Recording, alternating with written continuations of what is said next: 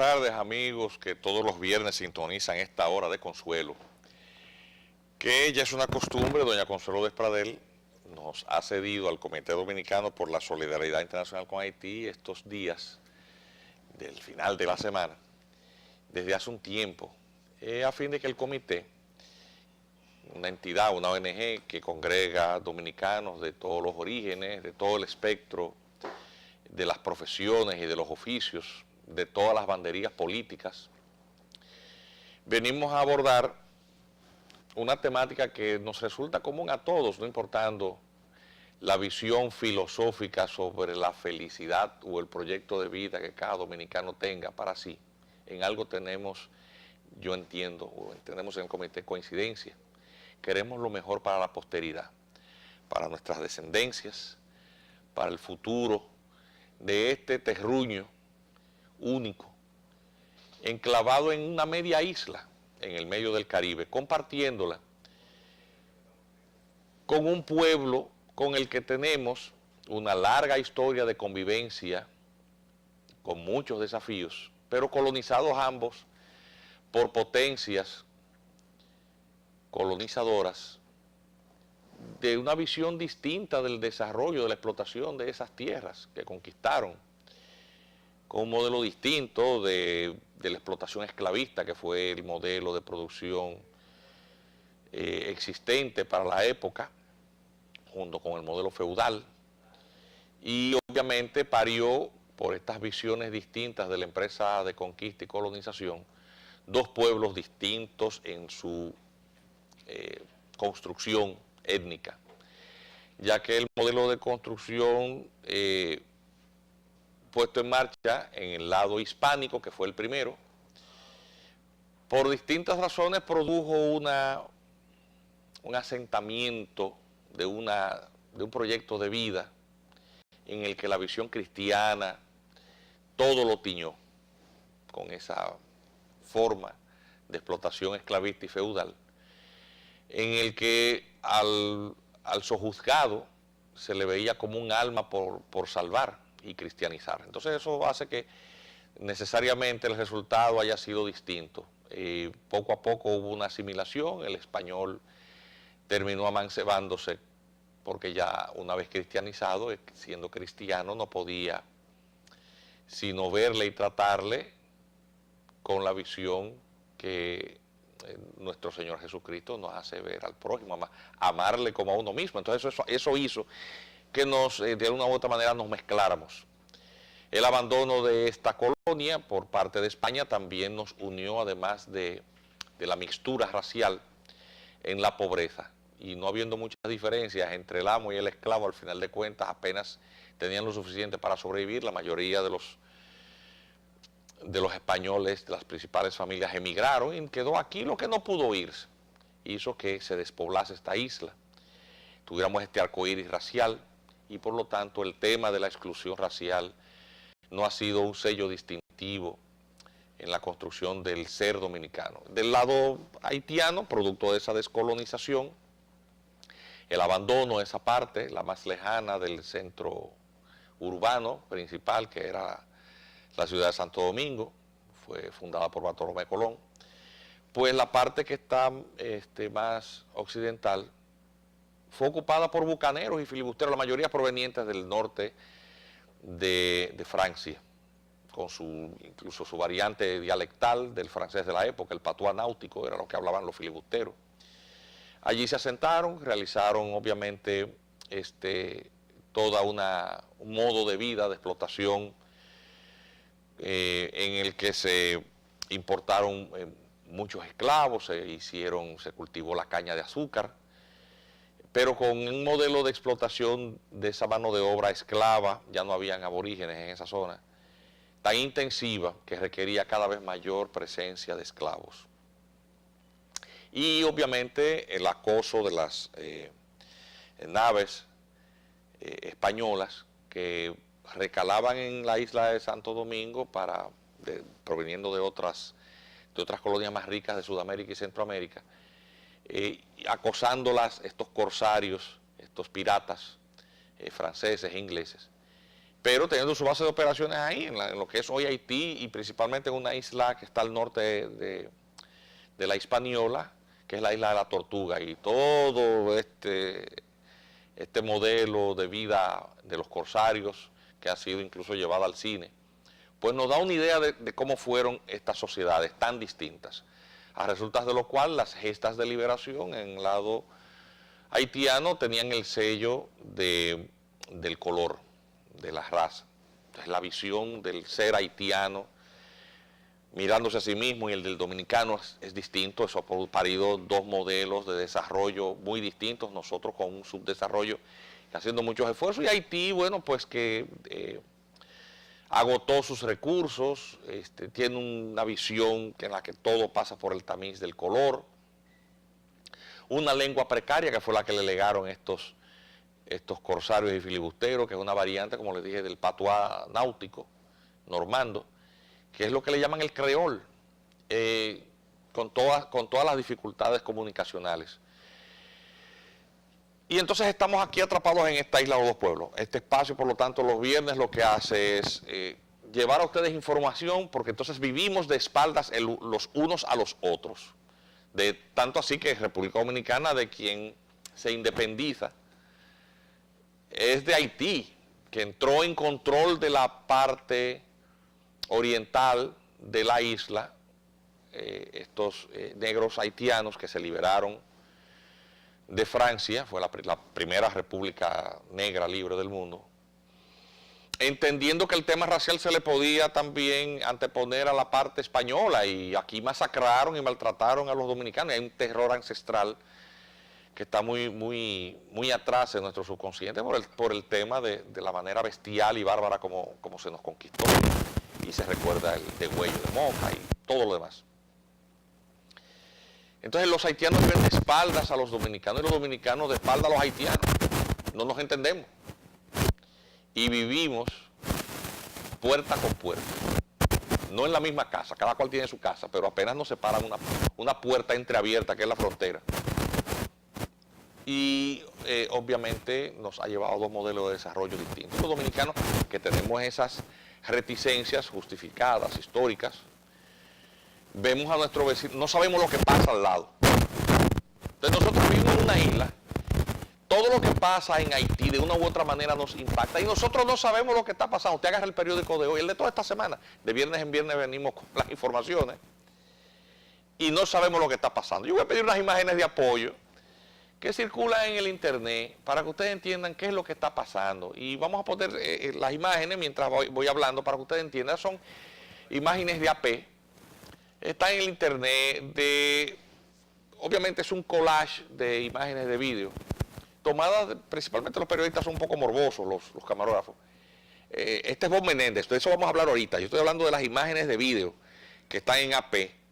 De Bob Menéndez quiero hablarles por unas declaraciones, una carta que él mandó, y que crearon un avispero aquí. Miren, estas son imágenes de distintas manifestaciones. Están tomadas de AP, de la agencia de prensa. Y muestra, pues, con lo que están bregando las autoridades policiales, las fuerzas policiales, que es muy precaria en Haití, desde hace un tiempo. El gobierno haitiano, ustedes saben que entró en crisis con el tema de Petrocaribe. El gobierno, al cesar situado este financiamiento de Petrocaribe, pues obviamente tuvo que sincerizarlo. Ya tú podías contar con ese financiamiento a 25 años, a un 1%, que era prácticamente un regalo con el cual el gobierno chavista y el madurismo subsiguiente estuvo apalancando gobiernos que votaban en los organismos multilaterales como un mecanismo de protección del madurismo, de manera que ninguna resolución se pasaba en la OEA. Eso es decir, eso no era simplemente por la solidaridad del chavismo, porque había un proyecto de legitimación a la mala, una estrategia con propósitos políticos, inspirado en el modelo de la exportación de la Revolución Cubana, pero con propósitos obviamente autoritarios, dictatoriales, en donde la idea de democracia desaparece, y obviamente el modelo de libertad de mercado también desaparece, y esa centralización pues del parte del gobierno pues hace naufragar la economía. Entonces, cuando el gobierno haitiano decidió sincerizar los precios de la gasolina, de los combustibles, pues obviamente hubo una gran crisis porque nadie podía pagar el combustible. Y como las plantas eléctricas funcionan también con hidrocarburos, pues obviamente tampoco hay ni energía eléctrica ni hay combustible. Y eso ha generado una situación de inestabilidad.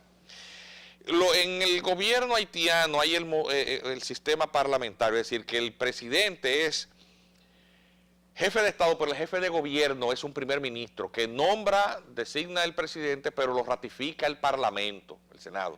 Entonces, ¿qué pasa? Que allá esta oposición popular se traspasa al Congreso y hay mucho populismo, porque entonces estos congresistas, una parte de los cuales son absolutamente corrompidos, la clase política ya es muy irresponsable, pues juega también a ese populismo. Cada uno de ellos es un aspirante a tener el control. Cuando suben, todos históricamente repiten las mismas prácticas corruptas. Los políticos haitianos dejan a los políticos corruptos dominicanos chiquitos, para que entendamos. O sea, cualquier mal que tenga el subdesarrollo político dominicano en Haití, multiplíquelo por varias cifras. Entonces eso hace que ese populismo juegue a eso. ¿Qué ha pasado? Como los palitos le caen de la insatisfacción al primer ministro designado por el presidente Moïse, un hombre con un apoyo electoral precario, de unas elecciones hechas como se pudo, pues obviamente eso hizo que el primer ministro fuera destituido. Y pues nombra un nuevo primer ministro, ese gobierno que cae tiene que ser sustituido porque también el gobierno con todos sus ministros tiene que ser ratificado por el Senado. Entonces, ¿qué pasa? El presidente Jovenel Moïse ya ha hecho 2 intentos por conformar un gobierno. En eso tienen meses. Es increíble, eso que es tan importante para la isla. Hay una escasez de información en los medios noticiosos. Incluso entre esos medios que tienen algunos comunicadores que son tan aficionados a solamente colocar el tema haitiano para de alguna manera plantear que eso es culpa de los dominicanos y que si nosotros no nos echamos encima la consecuencia de esa disfuncionalidad del Estado vecino, entonces nosotros es por racistas, porque son negros. Porque esa es que es una cosa que yo no entiendo, porque si usted es periodista, usted primero sirve la información de qué es lo que está pasando para que la gente saque sus propias conclusiones, en la medida de lo posible, porque aún en la selección de la información puede haber un sesgo. Bueno, yo prefiero privilegiar esta información sobre otra, o incluso titularla, y dando una impresión de que pasa esto o aquello, o poner el lead en la información, e incluso comentarla, pero por lo menos sirva la información. Lo cierto es que no hay información. Entonces, ¿qué ha pasado? Que no es un programa de noticias, ni de comentarios de noticias, pero sirve información, porque toda esa inestabilidad genera un flujo migratorio. El flujo migratorio impacta a todos los servicios públicos, y como impacta toda la vida, toda la vida del país, la política pública, la del Estado Dominicano, obviamente tiene que dirigirse a atender las necesidades del país. Y si en el país tú tienes un desquiciamiento en la demanda de servicios de salud, el presupuesto no alcanza, los médicos hacen huelga, las enfermeras hacen huelga, no hay medicina. O sea, eso impacta todo, eso impacta el trabajo, el salario, eso impacta incluso las cotizaciones de la moneda. Porque si el GURDE se desploma, eso significa que pueden comprar pocos productos dominicanos. Y si tienen que comprar menos productos porque no tienen capacidad adquisitiva, entonces las exportaciones caen. Y al caer las exportaciones, eso desquicia también al productor local. Es decir, no hay nada que pase en Haití que no tenga un impacto inmediato en la vida dominicana. Entonces el comité, ¿qué es lo que hace? El comité le da seguimiento a eso. Tenemos una oficina, somos una ONG, recibimos una pequeña asignación en el presupuesto nacional, por suerte nos pudimos meter ahí. Tenemos una oficina con secretaria, archivo, todo eso se ficha y se pone a disposición para que todo el que le interese ese tema pueda ir. Los directivos del comité no cobramos. Aquí tenemos que venir sacándole tiempo a nuestras actividades productivas. Yo soy abogado, quien preside el comité es el doctor Armando Armentero, es un médico. Abandonamos nuestras ocupaciones para dedicarle un poco de tiempo a suplir algo que debía de suplir el Estado Dominicano, que es el monitoreo permanente por parte de las distintas entidades públicas estatales y ver cómo eso impacta para que se diseñen políticas para afrontar estas situaciones de la manera más útil. Entonces, como no hay esa información, aunque esto no es un programa de noticias, yo tengo que entonces decirle a ustedes qué es lo que está pasando actualmente allá. Esta información aparece muy dispersa en internet porque no hay medios de prensa normales, es decir, allá no hay periódicos, ni radio, ni canales de televisión que funcionen como los de aquí. Lo cierto es que no hay gobierno. El secretario de Estado de Comunicaciones dijo, se ha convocado por segunda vez al Parlamento para que ratifiquen. El nuevo primer ministro se llama Jean-Michel Lapin, ha ido ya 2 veces al Senado para tratar de convencer al Senado de que le aprueben las designaciones, no lo hacen. Ya Moïse ha nombrado 18 ministros, uno por cada cartera, hay 18 ministerios. Sin embargo, de ellos, de los nuevos, solo renovó 8, de los cuales solamente hay 3 mujeres, violando el marco legal. Hay solamente 3 mujeres en el gabinete ministerial. De estas mujeres son la cartera de salud, es una mujer, María Greta Roy, María Crisilén Monpremier y María Elise Finis Castillón en asuntos de la mujer y en los residentes en el extranjero, o sea, en ministerios poco importantes. Mientras tanto, pues el presidente del Congreso, apellido Cantave, Karl Murat Cantave, cedió a todas las presiones de los opositores del gobierno para poder reanudar la sesión del Parlamento y entonces poder por lo menos armar un gobierno. Y mientras tanto, la economía en Haití se ha desplomado. Entonces, atención, al mismo tiempo hay una misión. El principal hospital de Haití cerró, es el hospital de la Universidad Estatal de Haití. Aquí no ha salido nada en los medios, cerró, no hay ni oxígeno, los médicos no tienen ni guantes para trabajar, sencillamente los médicos dijeron, se fueron de ahí los médicos. El Consejo Económico y Social de la ONU, en medio de todo esto, el gobierno norteamericano no quiere agregar un elemento más para que se caiga ese gobierno. Y por lo tanto, el tema cada vez que se ha propuesto para ser colocado en la agenda de la Organización de Estados Americanos, el gobierno norteamericano lo tumba. Y el gobierno de Canadá. ¿Por qué? Porque lo que no se quiere es que se termine de caer el gobierno. Hay una visita del Consejo Económico y Social de la ONU, una delegación. Están actualmente allá en Haití, pero al final de cuentas están mirando para otro lado. Mientras tanto, pues nosotros estamos pagando las consecuencias de esa situación. Y en lo que el hacha va y viene, tenemos el tema de la injerencia permanente de estas potencias en los asuntos domésticos de estos países. Entonces, vamos a cumplir con los espacios comerciales que permiten la sostenibilidad de este espacio, que a su vez es cedido los viernes por doña Consuelo de Prada del comité, para entonces en la parte final, en la segunda parte, pues referirnos a este tema, ya que hay funcionarios de relevancia en el gobierno de mayor influencia regional que norteamericano, que están opinando sobre asuntos domésticos. Atención, y eso ha generado un desquiciamiento también en las posiciones de quienes hacen vida pública, y el comité tiene una posición que fijar al respecto. No se nos vayan y volvemos luego de los mensajes. Adelante, señor director.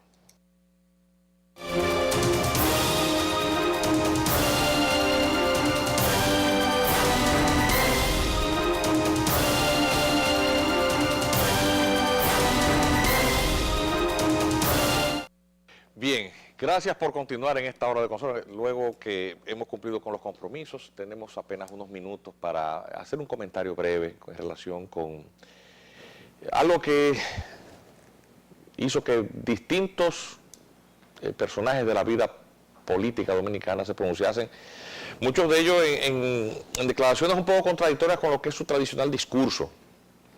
Nos referimos a las declaraciones que se expresaron luego que un senador norteamericano por New Jersey, Bob Menéndez, que envió una carta al secretario de Estado norteamericano Mike Pompeo. Yo voy a leer la carta mientras tengamos la cara de ese señor ahí. Le voy a leer rapidito lo que dice esa carta. Dice: estimado señor Pompeo, Escribo para expresar mi profunda preocupación por los esfuerzos actuales para reformar la Constitución de la República Dominicana para eludir los límites establecidos para el mandato presidencial y permitir que el presidente en ejercicio, Danilo Medina, se presente para una segunda reelección sin precedentes. Como saben, la República Dominicana y varios otros países de América Latina han tenido una transición desafiante pero constante a la democracia civil después de décadas de autoritarismo duradero y de una amplia intervención gubernamental. En este contexto, una reciente encuesta de Gallup, realizada en abril de este año, mostró que más del 68% de la población dominicana se opone a una reforma constitucional que permitiría al presidente Medina postularse para un tercer mandato. Es imperativo que el presidente Medina respete los deseos de su pueblo al aceptar su deseo de mantener un límite presidencial de 2 mandos, como lo garantiza la Constitución del país, y respetar a las normas e instituciones democráticas que el pueblo dominicano ha luchado por establecer. A principios de este año, el Senado de los Estados Unidos aprobó por unanimidad una resolución S-Res 35, reafirmando su compromiso con los principios democráticos en Bolivia y en toda América Latina y el Caribe, y respaldando los límites del periodo presidencial que prevalece en el hemisferio como controles razonables, contra una historia de golpes, corrupción y abuso de poder. Al defender el espíritu de esta resolución, le pido que utilice las herramientas diplomáticas a su disposición para subrayar la importancia de la gobernabilidad democrática en la República Dominicana. En medio de mayores amenazas a la democracia en todo el mundo, los Estados Unidos deben demostrar su compromiso con la defensa de las normas democráticas y no pueden ignorarlo cuando un líder electo intenta extender su control sobre el poder, modificando la Constitución de su país para su beneficio. Gracias por su atención a este asunto. Espero tu respuesta. Sinceramente, Bob Menéndez. Bien. El Comité Dominicano por la Solidaridad Internacional con Haití, como entidad que aborda los temas que ustedes conocen, reclamando políticas públicas que traten de sensibilizar a la comunidad internacional a ir en ayuda y solidaridad a Haití, pero en Haití.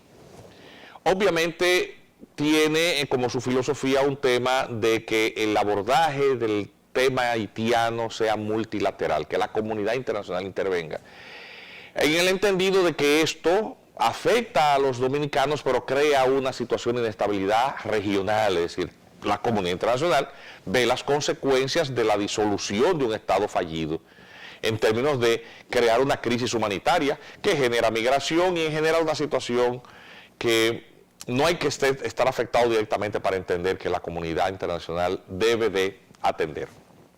Es decir, la filosofía del comité es el de privilegiar el multilateralismo en el tratamiento de una crisis regional potencial con el tema haitiano. Sin embargo, al mismo tiempo hacemos este señalamiento, ese es el ámbito de nuestras preocupaciones, como dominicanos, es decir, celosos de que la preservación de la República Dominicana como Estado libre y soberano, que trata de construir su camino a la supervivencia y a la felicidad en medio de todos estos desafíos de convivencia, no debe ser tratada esta soberanía como una moneda de cambio para resolver en la República Dominicana los problemas de Haití.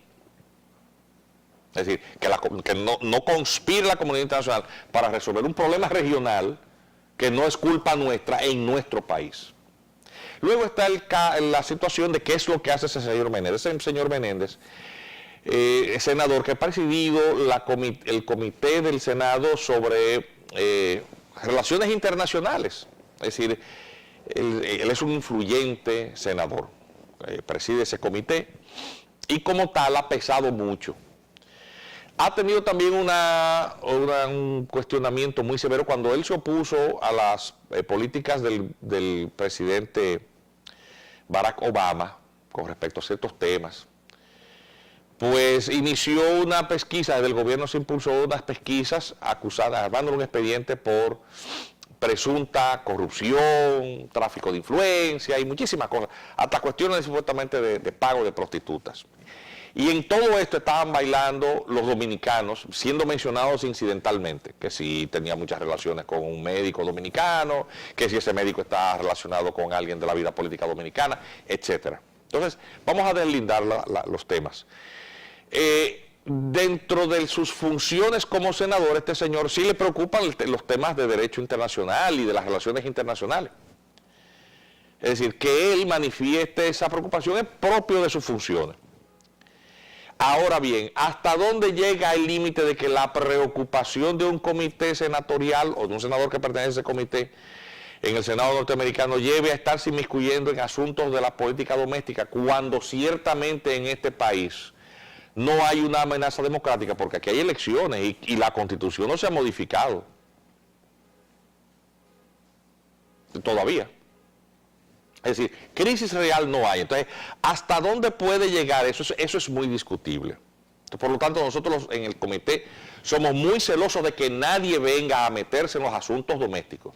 Porque si no nos gusta que una corte interamericana mal reconocida, violando la Constitución, por un funcionario del Estado Dominicano sin tener competencia para comprometernos en esas lides, venga esa entidad jurisdiccional, estar trazando pautas por encima de nuestra soberanía en materias que son propias del dominio reservado del Estado Dominicano. No podemos estar celebrando lo que diga el señor Pompeo.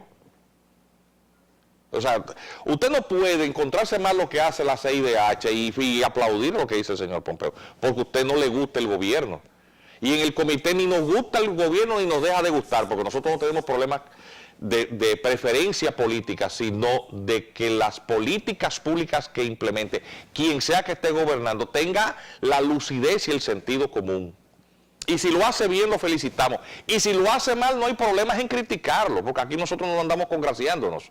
Obviamente, en un país como este, donde todo el mundo tradicionalmente anda buscando echar brasa para su sartén, la gente utiliza el acceso a los medios de comunicación para tratar de buscar ventajas. En el comité no tenemos esa filosofía. Probablemente por eso le caemos bien a mucha gente, pero a la gente que está en el gobierno de turno no le caemos bien, porque el gobernante de turno siempre le gusta gente que esté en los medios de comunicación, sino siendo bocina de relaciones públicas y cobrando por ello, pelando de los dientes y celebrándole todo. Y nosotros aquí no tenemos vocación ni de bufones ni de complacientes. Entonces, el señor Menéndez sí es cierto que él tiene esas funciones en el Congreso, pero eso no le faculta a él para estarse metiendo en temas domésticos. Entonces luego está hecha esa aclaración de que aunque él tiene esas funciones allá, eso no le da derecho, eso es una frescura de él estarse metiendo. Eso tampoco significa que en el comité estamos siendo apoyadores del gobierno, porque ese no es el sentido de este comentario, ni de esta expresión que como directores del comité hacemos. Yo soy director ejecutivo de esa entidad. Es una posición honorífica, yo no cobro por eso. Luego está la reacción que ha tenido alguna de la élite que hace opinión en los medios. Y yo no alcanzo a entender eso. Hay gente que celebra la CIDH y celebra lo que hace Mike Pompeo. Al mismo tiempo es opositora del gobierno. Esos están todos en la misma página. Luego hay otros que no quieren saber de las intervenciones que hace la CIDH y la Corte Interamericana, o sea, la Comisión Interamericana y la Corte Interamericana de Derechos Humanos y otros organismos multilaterales sobre temas que son del dominio reservado del Estado Dominicano, pero celebran lo de Pompeo. Son unos nacionalistas como raros. Yo no estoy entendiendo eso. Luego hay otros que sencillamente dicen o manifiestan simpatía con eso y al mismo tiempo simpatía con el gobierno. Eso es lo que quiere estar bien con Dios y con el diablo, incluyendo gente que cobra en el gobierno. Yo entiendo que los dominicanos, y entendemos en el comité que los dominicanos tenemos un solo país en el cual no somos extranjeros, se llama la República Dominicana. Que la democracia también es un compromiso del Estado Dominicano, porque nosotros somos parte de un sistema, del sistema interamericano. Y que nuestros gobernantes tienen que ponerse a la altura del rol histórico que van a jugar. Que un presidente tiene que responder por aquello que promete a sus electores. Que usted llegue y haga otra cosa después. Habla muy mal de usted, del que sea, como se llame. Hipólito Mejía, Leonel Fernández, Danilo Medina, Joaquín Balaguer. A nosotros no nos interesa quién está gobernando. Usted va ahí, usted tiene que hacer lo que usted promete. Usted no puede tener amnesia. No, que yo llego y se me olvida lo que me dijeron. Yo llego al palacio y ya llega, no, así no puede ser. Usted no puede decir una cosa ahora y otra después. Eso habla muy mal de usted. Y el decirle eso no nos convierte a nosotros en opositores. Sencillamente que eso no está bien, éticamente no está bien, eso no hay manera de justificarlo. Que usted llegue y quiera acomodar las cosas para usted seguir. Que usted se rodee de un círculo insaciable de gente que lo que va es a servirse del presupuesto nacional. Que se comercie con la soberanía nacional como si fuera una letra de cambio. Mira, si yo me hago cargo del problema haitiano, tú allá me quitas el veto para yo modificar la Constitución. Eso lo están haciendo gobernantes dominicanos desde la época de Ulises Heró y de Buenaventura Báez. Y eso es lo que nosotros nos encontramos muy mal. La semana pasada, por ejemplo, nosotros vimos un funcionario del área energética muy importante del gobierno, que República Dominicana, como él, claro, porque él trabaja con eso, cobra un buen salario por eso, dice, producimos tanta energía eléctrica que ha llegado el momento de venderla. Haití, un país que no tiene ni para pagar la factura petrolera, que no tiene luz, porque no tiene cómo pagar la factura petrolera, ¿cómo nos va a pagar a nosotros la electricidad? ¿Saben por qué? Porque en el fondo, detrás de cada una de esas locuras, lo que hay es manejo de grandes presupuestos. Y lógicamente, de la única manera que nos enteramos de lo que ha pasado, en términos de corrupción, es cuando un gobierno es sustituido por otro, así sean del mismo partido, porque la única corrupción que se ve es la del gobierno anterior, aunque sean de su mismo partido. Eso es así, siempre ha sido así. Obviamente, para los que no estamos ni con uno ni con otro, porque no participamos de esas rapiñas, que somos el 90% de la población, decimos, bueno, en algún momento ahorcan blancos, y aunque sea como circo, a uno le gusta ver que en algún momento alguien caiga preso, así sea perseguido como una forma de retaliación, vendetta o pura antropofagia política. Antropofagia es canibalismo. Entonces, bueno, está bien, este está metiendo a aquellos ladrones que no son de su grupo o no son de su partido como una forma de persecución y descalificación de un grupo adversario. Pero eso no convierte al perseguido en una víctima. Realmente. Por la mayoría de las veces es verdad que son ladrones. Y no es lo que dice, bueno, ahí lo que hace es que hace falta gente en muchos de esos expedientes, cuando cursan. Tenemos un sistema de justicia con las falencias, es reflejo de nuestra debilidad institucional. Y entonces las cárceles las tenemos llenas de infelices, pero tú no ves gente de alto nivel en términos de influencia sociopolítica, económica, purgando cárcel. De la única manera en que tú ves a alguien con ese perfil es cuando coincide su situación con la de estar en el grupo adversario, que está fuera del gobierno, fuera del control. Dice, bueno, el hecho de que son por la selectividad es que eso es criticable, pero eso los convierte a ellos en santos o en inocentes. No. Entonces, bueno, ¿qué terminaríamos esperando? Que para que haya algún tipo de asentamiento en la vida pública, entonces la canibalización sea la regla de la dinámica política. En serio, los dominicanos tenemos que esperar eso. Eso es lo que hay que esperar. Que el que llegue le saque un expediente al otro. No pueden los políticos dominicanos abrazar la honestidad y la pulcritud.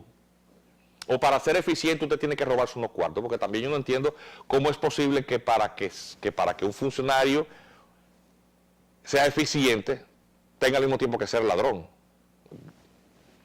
O no ladrón, pero practica otras formas de corruptela, como es el nepotismo. Aquí hay familias completas. El funcionario, su mujer, sus hijos, la novia de los hijos, la comadre, son castas. Entonces, el Estado Dominicano es un pastel que tenemos que estarle entregando a un grupo gobernante.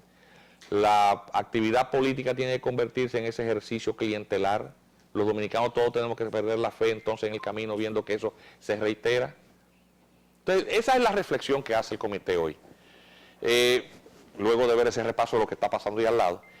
Y queremos aprovechar también para despedir el espacio, para felicitar la víspera de la celebración de un día muy importante para todos nosotros. Que a todas las madres dominicanas este domingo estén rodeadas del amor de sus familias. Que sin ustedes, las mujeres dominicanas, esta patria no se hubiera construido.